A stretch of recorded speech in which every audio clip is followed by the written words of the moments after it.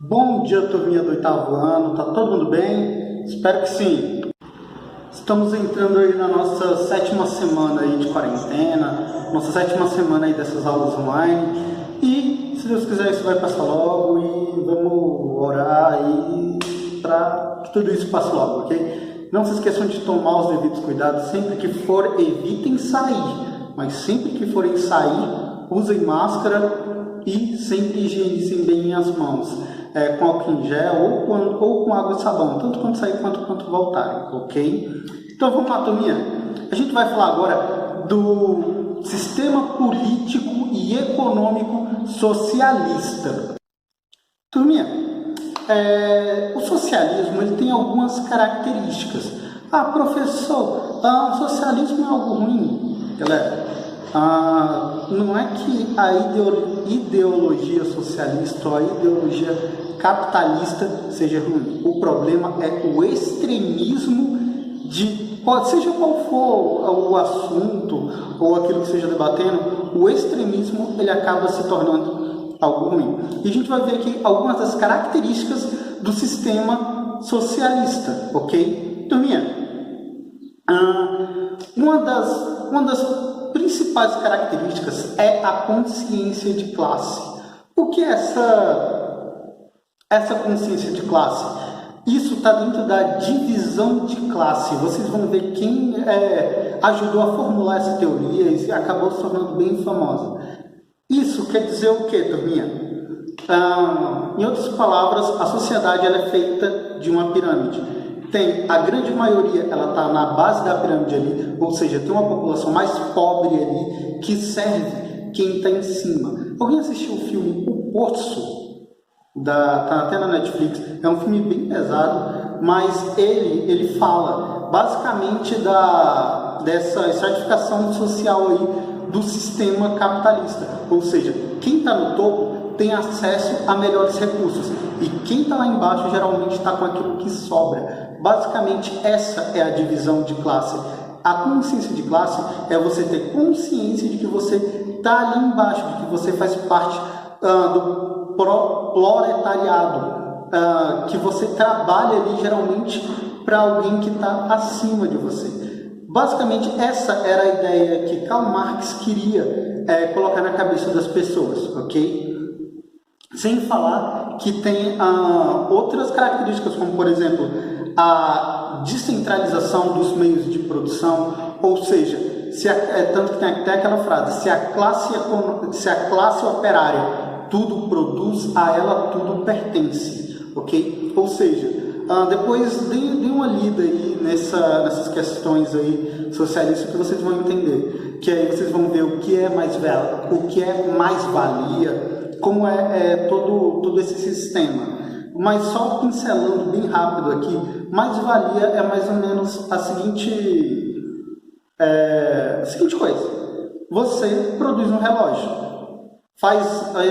Produz um relógio ali, você está numa fábrica e você produz 30 relógios por dia, ok? E você ganha, sei lá, uns R$200 por mês. Um exemplo, ok, galera? Só um exemplo.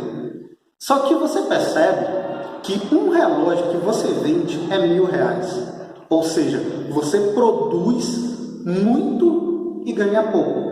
Basicamente, esse é o conceito de mais-valia. Por exemplo, se você pegasse os relógios que você produzisse e vendia, você tinha bem mais dinheiro, ok? E ainda tem a divisão dos meios de produção, ou seja, em vez de você fazer todo o carro ou todo o relógio, você faz uma pecinha só e a outra pessoa faz outra peça, e assim acaba fazendo um sistema conhecido como linha de produção. Cada um faz um pedaço e no final o produto está pronto, ok? E tem também a questão da propriedade coletiva, ou seja, a propriedade privada é deixada um pouquinho de lado. O eu, ele acaba se tornando o nosso. Tanto que tem várias piadinhas aí com comunistas e tudo mais. Turminha, os pais do socialismo.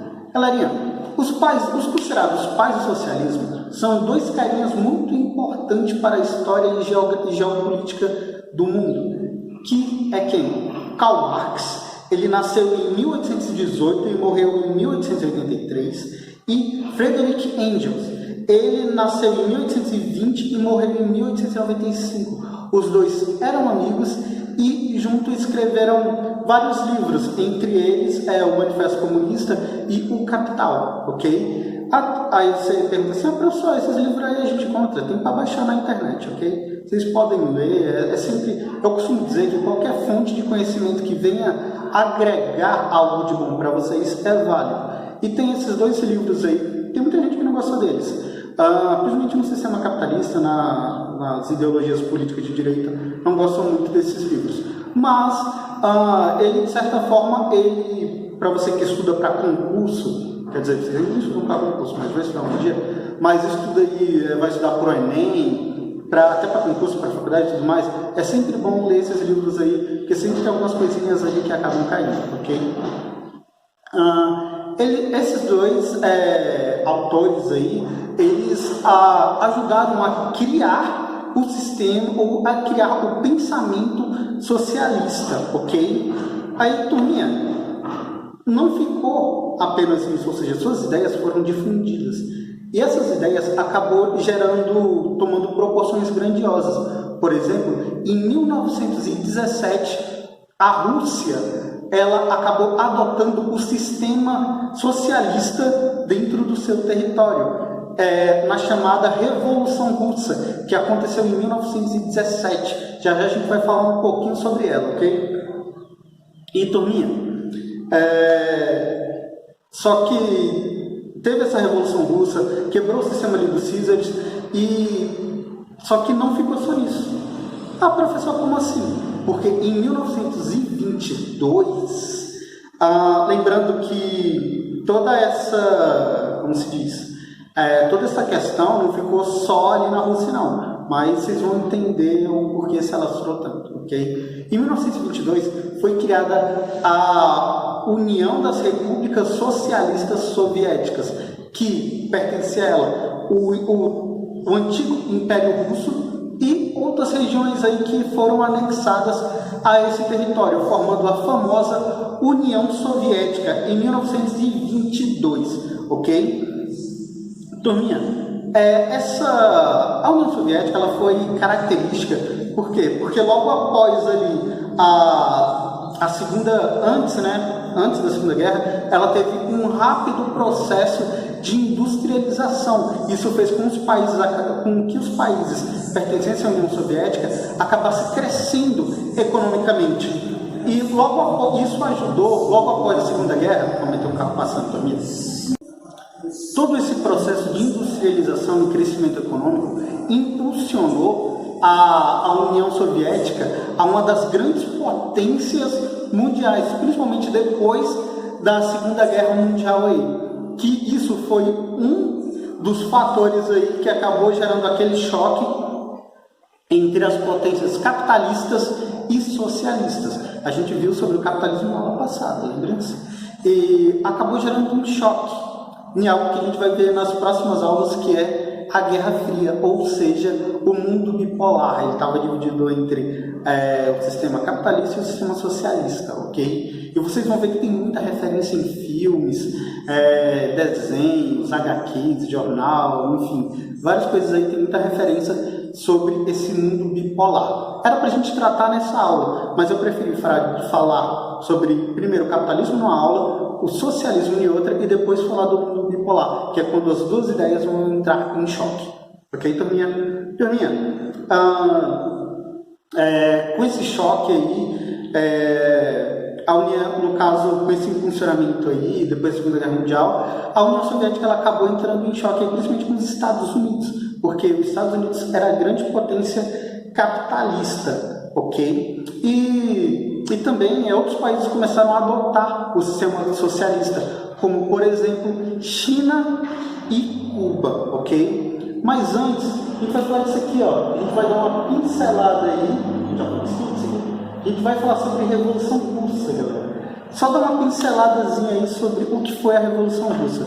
Galera, havia um domínio no Império Russo de um sistema político que era czarista, ou seja, o czar dominava ali, era como se o czar fosse o rei. entende? O Caesar era como se fosse o rei, o presidente ali. Ele tinha um regime autoritário em todo o território russo. E houve muitos conflitos e teve um evento que ficou conhecido como Domingo Sangrento, que foi quando operários de uma fábrica fizeram uma greve ali, fizeram uma manifestação e foram massacrados aí por ordem do César Nicolau II, ok? E isso acabou gerando aí uma revolução. Que foi conhecida como a Revolução Russa, que acabou derrubando o regime dos Césares, ok? E aí é onde entra Stalin, aí é onde entra o Lenin, enfim, aí é onde entra cada um desses grandes líderes comunistas aí que a gente conhece aí na história, ok? Turminha,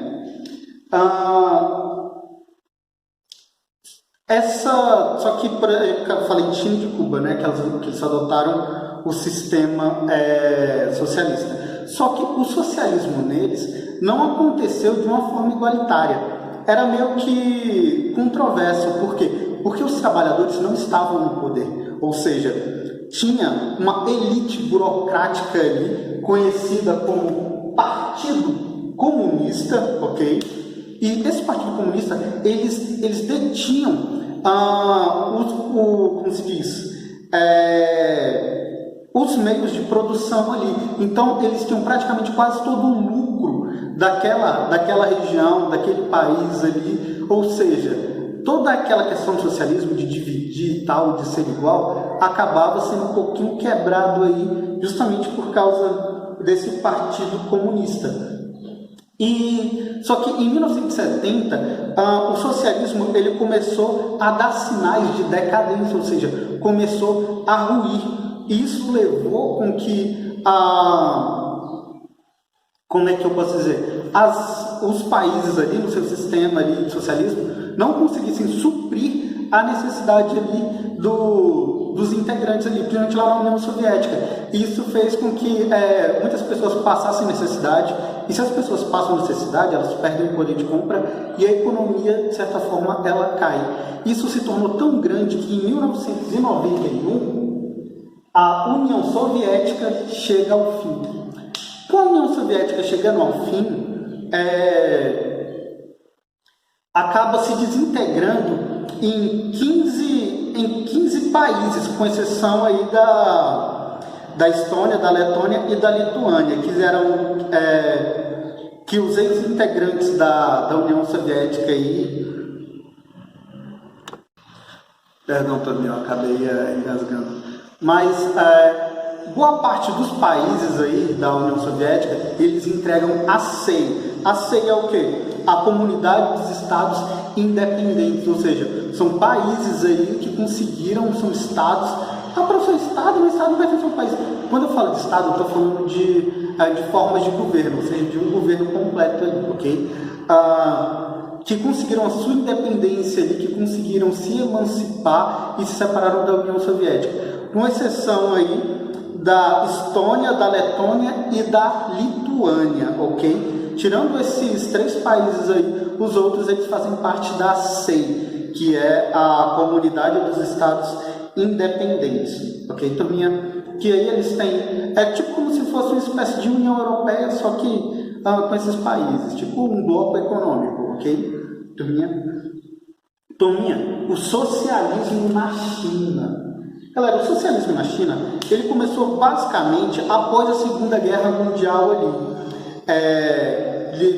Lá por volta de 1949, eles foram liderados pelo grande líder comunista lá, que era Mao Tse-tung.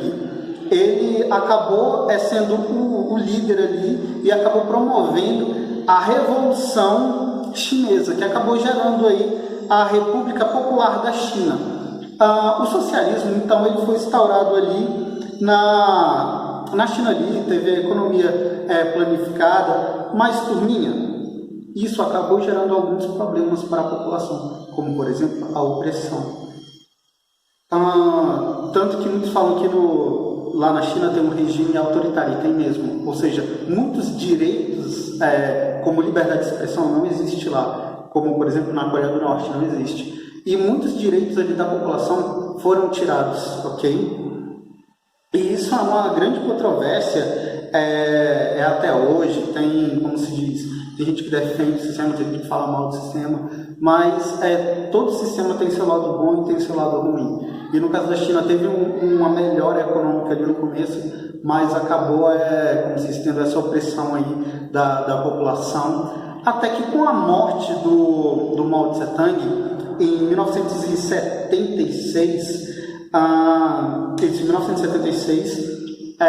o novo líder chinês aí, que foi o Deng Xiaoping, ele acabou abrindo, de certa forma, as portas da China aí para o capitalismo, ou seja, a China, que era comunista, acabou se tornando um novo sistema, conhecido como socialismo de mercado, ou seja, ela está aberta para o capital estrangeiro em muitas regiões, nas conhecidas como zonas econômicas especiais, como por exemplo Hong Kong, ou seja, tem um livre comércio ali de capital, tem um investimento ali que é quase próximo ao sistema capitalista, ok? Turminha, o que a gente tinha para hoje era isso. Espero que vocês tenham entendido bem. Não se esqueçam, se tiver qualquer dúvida, perguntem, pode me chamar lá no privado, no WhatsApp. E aproveitem esse feriado aí para atualizar as atividades, ok?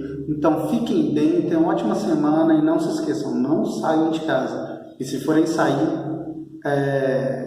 usem a máscara e higienizem bem as mãos com álcool em gel e sempre que voltarem, lavar bem as mãos, enfim. Tomem os cuidados necessários que a gente vai sair dessa bem, ok? Então fiquem bem e até mais.